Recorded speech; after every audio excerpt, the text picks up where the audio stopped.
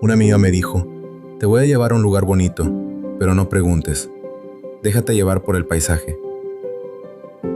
Manejamos como 15 minutos saliendo de Cosco, entre curvas, neblina y ese olor a tierra húmeda que ya anunciaba dónde íbamos a parar. Nos bajamos, caminamos un poco y de pronto el bosque se abrió. Pinos altísimos, verde por todos lados, la luz colándose entre ramas como si supiera exactamente dónde quería brillar.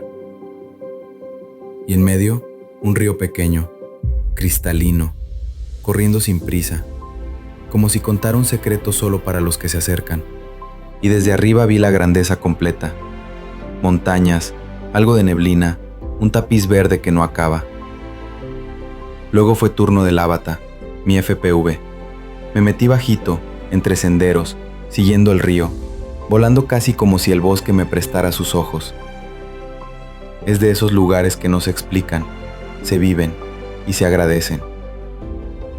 Así que, te dejo que tú lo veas.